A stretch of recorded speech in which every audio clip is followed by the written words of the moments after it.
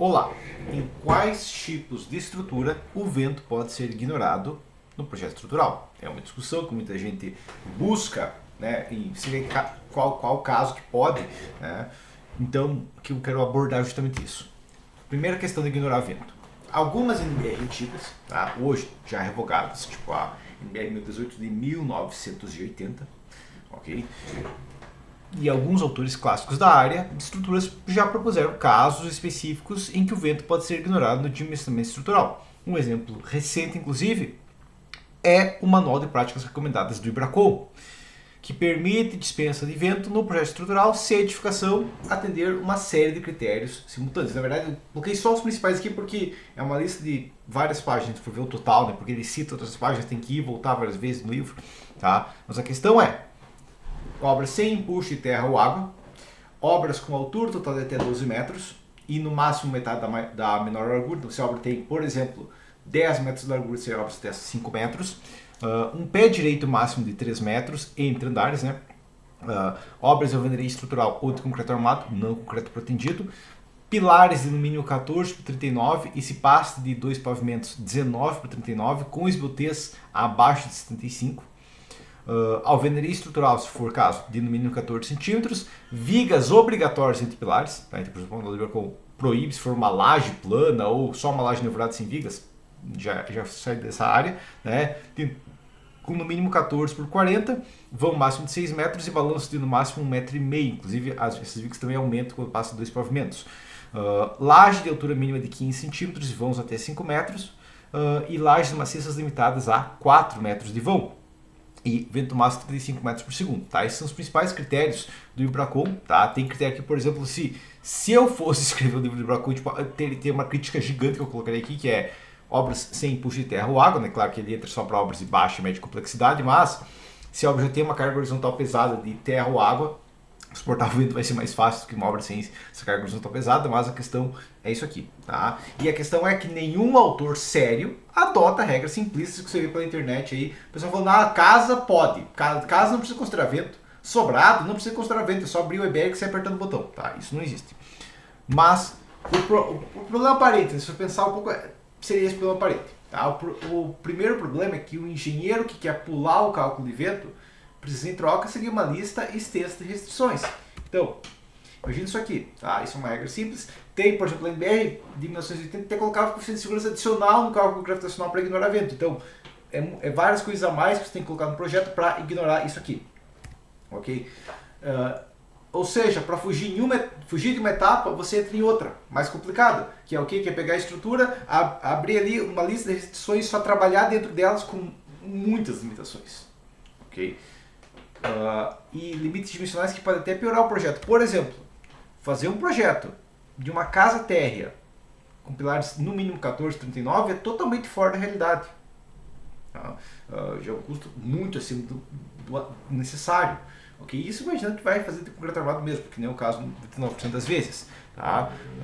Então isso aqui fica muito acima. Né? Vigas já começar com 14,40 até aceitável muitas vezes, mas assim, um custo maior, né? Uma laje vai ter que ter no mínimo 15 centímetros de altura, sendo que a laje padrão é a de vigotas de 7 mais 4, 8 mais 4, né? Que tem 11, 12 de altura, ok? E esse tipo de abordagem até fazia sentido na época do cálculo manual, sem software, quando gerar combinações de cargas, checar esforços extras, tomava horas ou dias, porque quando eu falar de cálculo manual mesmo, estou também na caneta sem usar nem o FTools, nem o Excel para ajudar, realmente, né? Você tem que calcular as cargas de vento e fazer a combinação de peso próprio mais carga permanente mais sobrecarga crítica mais vento secundário.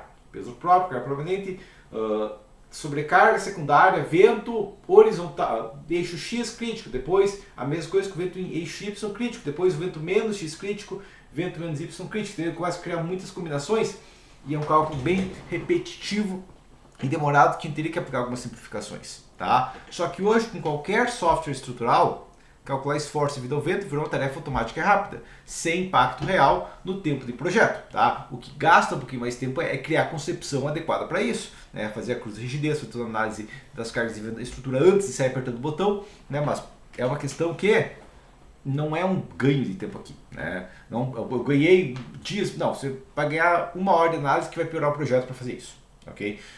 Hoje em dia, buscar um método de cálculo sem consideramento é tão essencial quanto buscar um método de desenho técnico sem usar um mouse, ok? Qualquer engenheiro que tenha acesso a um mouse não precisa essa questão, tá? E o problema real é esse aqui, ó. O que se imagina que acontece é o quê? É um autor, um engenheiro experiente, né, vai pensar em quais casos a estrutura já possui capacidade natural de resistir cargas de vento, que se eu ignorar o cálculo vai chegar no mesmo resultado. Só que o que realmente acontece é um engenheiro novato, sem experiência nenhuma, buscando uma regrinha que deixa ele desligar o vento, apertar o botão de desligar o vento no software. Tá? É isso que acontece na prática.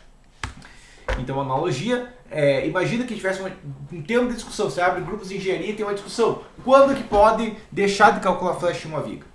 De um lado, né, alguns autores, alguns engenheiros experientes ouvem essa pergunta e não. Se for uma viga alta, um voo pequeno, carga pequena, não tem transição, tem equilíbrio, porque é uma lista gigante de regras que nesses casos a flash ia ser menos que 1 milímetro, nem precisa calcular. Do outro lado, tem quem perguntou. Na sua maioria, engenheiros que tentaram fazer um projeto sem seguir pré-dimensionamento e se limitaram a apertar botão em um software que eles não entendem. E aí calcularam e apareceu uma flash absurda no cálculo. Só que eles querem uma justificativa para deixar passar esse erro. Ok? Essa que é a questão. Tá? 90% das vezes você vai ver engenheiro perguntando que pode ignorar vento. Por quê? Porque ele tentou não ignorar vento e a estrutura ficou muito cara por causa disso. Ok? E daí, claro, num canto da sala tem um maluco, que é especialista, falando: viga até 6 metros, Weber que superdimensiona, ignora esse mundo de erro, só manda pra obra. Se deformar muito, é culpa do pedreiro. Se emperrar a porta, a culpa é de quem montou a esquadria. Então, ignora, só aperta o botão mesmo. Tá? É isso que está acontecendo no cenário quando você abre essas discussões de ignorar a carga de vento. E a questão crítica, com a complexidade dos projetos atuais e a facilidade de análise, ignorar o vento é basicamente admitir que não se sabe dimensionar para ações horizontais. Ok? Dimensionar para ações horizontais não é complicado se você souber o que está fazendo. Sim, na faculdade, muitas vezes é negligenciado isso. Okay? Mas às vezes a faculdade eles mal vão ensinar. Calcula aqui uma laje, uma viga, desses vãos aqui, uma obra bem simplificadinha. Okay? Meio que só para aprender o que um engenheiro sairia da faculdade sabendo em 1980, não para projetar estruturas, mas só para, quem sabe, entrar num escritório de estruturas, passar 5 anos desenhando e fazendo análise para depois virar um projetista, né? Esse é o objetivo da década de 80, ok? E esse era o objetivo da maioria dos autores que se formaram na década de 70 e 80, né? E é verdade que o pré-dimensionamento de mecanismos de estabilidade se torna realmente crítico em projetos maiores. Se um engenheiro não entende nada de estruturas, mas ele baixa o Weber, então ele se tornou especialista. Tá? E ele calcula uma obra de 100 metros quadrados, considerando o vento, porque ele não é maluco na cabeça, mas sem projeto, sem planejar a concepção, né? Só lança qualquer coisa, aperta o botão gerar cálculo, vai dar muito aço? Vai. Só que muito aço em 100 metros quadrados, o orçamento absorve. Tá?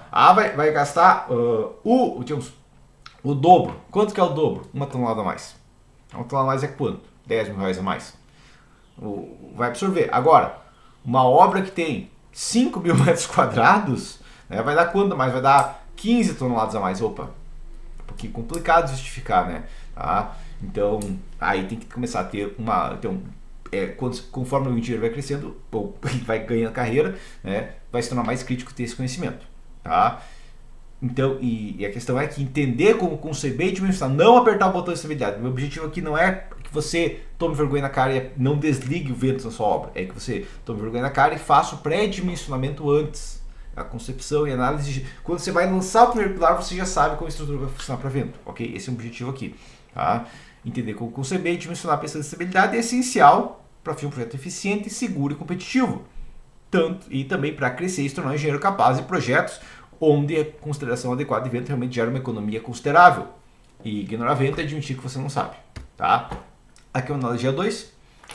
Dois engenheiros conversando. Um pediu o projeto sobrado pela NBR. Né? O outro engenheiro fala que está 100% otimizado. Né? Só que não pode ligar a carga de vento. Só não liga o vento ali, que senão está 100% otimizado. Né? E daí a questão é, se está 100% otimizado, qual o problema de considerar todas as cargas? E a questão é na prática. Se a estrutura está otimizada, você não teria nenhum medo de considerar vento, porque ela já está otimizada também para resistir às cargas de vento, sem ter pilares estupidos de aço, sem ter vigas estupidas de aço, sem ter deformação excessiva. Se ela está com isso, significa não é que tem que desligar vento, é que tem que ligar o cérebro, ok? Já no outro caso, essas duas conversas são a mesma conversa, ok? Até esqueci, podia ter pegado aquele meme, né, que pede para diferenciar as duas imagens e a mesma imagem. O marido perguntou se está traindo, né, e a esposa disse que não, só não é atrás do sofá. Por quê? Pode procurar no caso inteiro, menos atrás do sofá. O que tem lá? Pois é. Né? E por questão de conclusão, considerar vento já na concepção é desafiador para quem nunca fez. Igual dirigir pela primeira vez um carro de câmbio manual. Okay? Recentemente eu fui numa viagem, eu aluguei um carro manual, né? E daí um amigo meu perguntou: por que você não alugou um carro automático? Dá tipo R$10 por a diária de diferença. Eu falei assim: eu aluguei um carro automático porque eu faço marcha automático, né? Tipo, ele é automático de graça, né?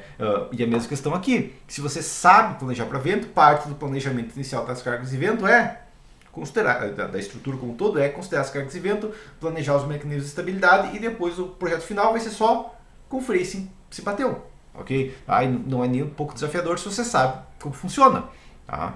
Quem domina estabilidade trata o vento como mais uma carga e não como um problema. Quem insiste em dizer que não precisa calcular vento porque é só um sobrado, está projetando focado em achar um atalho, não entregar qualidade.